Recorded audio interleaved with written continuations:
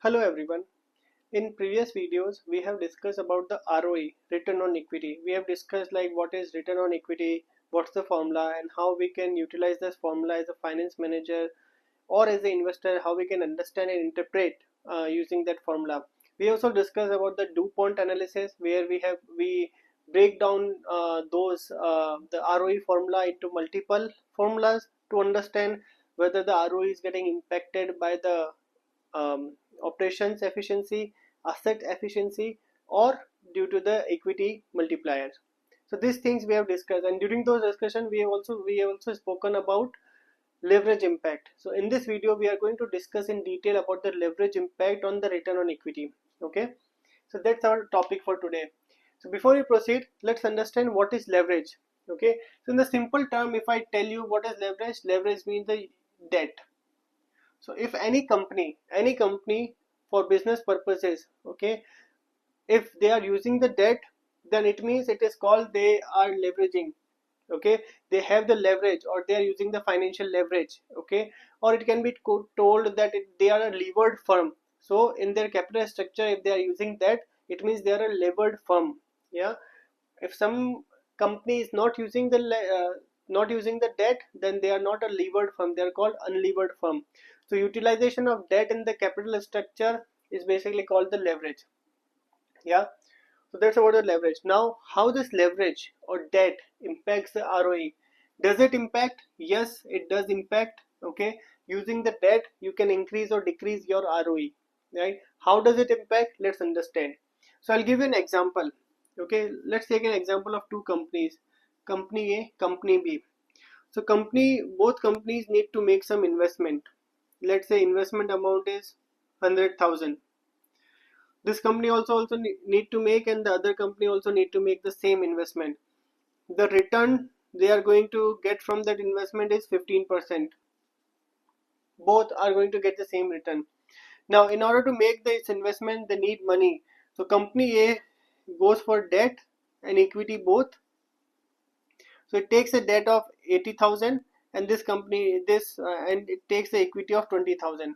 Whereas company B takes the debt of 90,000 and gets the equity of 10,000. The debt rate is basically, interest rate is 10% for both. So everything is same. The project they are going to invest is the same. The debt rate also is same. Interest rate is same. It's just that the different capital structure, right? This end is a 80%, like 80,000 debt, 20,000 equity, and this is a 90,000 debt and 10,000 equity. So now let's understand how much the return would be for the shareholder from this project. So this will be having 15,000 return, and out of 15,000 they need to pay 8,000 at interest. So remaining is 7,000. So 7,000 after paying the interest, whatever is remaining, that is for the shareholder. So that is for these shareholder. So what is my return on equity? So 7,000 divided by 20,000 multiplied by 100, that is 35%. Now what about this company? So they will be getting the same return, 15,000. They have to pay 10% interest. Again they have the 90,000 debt, so they need to pay 9,000 interest. After deducting we'll be having 6,000. 6,000 will be remaining for equity shareholder. So it will be remaining for these guys, right? So 6,000 divided by 10,000 multiplied by 100, that is 60%.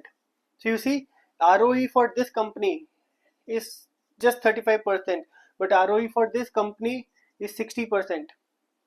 What's the difference? The only difference is they have utilized less debt compared to this company. This company has utilized more debt than this company, and the result is they are having more ROE. So does this mean that utilizing more debt will result in the more ROE? That is not always the case. Okay, there are few elements that we need to analyze, and those elements are: one is cost of debt, and one is ROI. So it does not mean that if you utilize more debt, your return on equity would be more. It's not always the case. So there are two critical elements which needs to be understood. One is cost of debt, and the other is return on equity. Cost of debt. Okay, cost of debt is again a different financial concept. Okay, which we will go into the detail in the next videos. But if I tell you very in a simple term, cost of debt is basically the interest percentage. Okay, interest percentage on the loan. So here the debt percentage is 10%. Although there are some impact we need to consider, okay, like debt, tax impact and all, but here we want to keep it very simple. So I'm just telling you, so cost of debt, let's basically the interest percentage. Okay, so 10%. Return on investment, when you use this debt, where are you going to use? Okay, when you get this debt, where are you going to invest? And from that investment, what return you are going to get?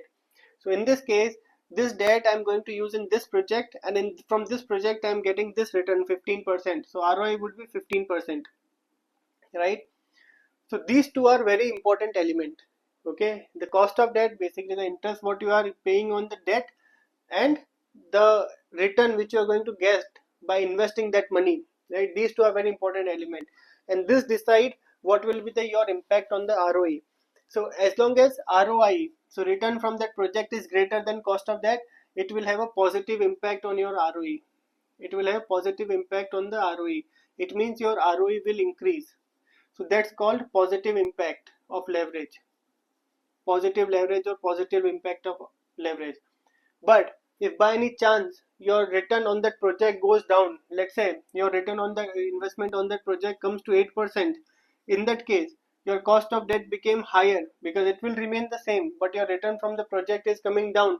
So in this case, what will happen? It will negative impact your ROE. It will do a negative impact your ROE. Your ROE will go down. So basically, it's a negative impact of leverage.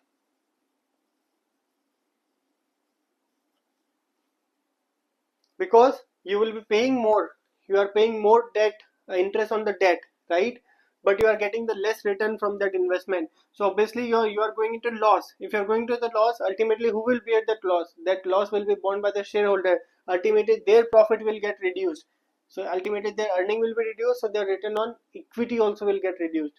So you see the link, right? It's not always that when you utilize the debt more, you will be having the more ROE. It's not like that.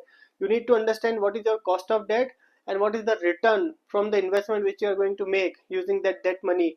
So these two has to be compared to understand what is your overall impact of the leverage on the ROE, right?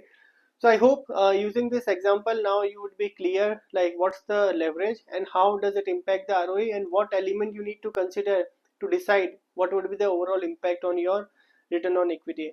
So guys, if you like my video, so then please like and subscribe my channel. And also if there's any financial concept which you'd like me to explain, you can please provide your comment. I'll be very happy to take those up.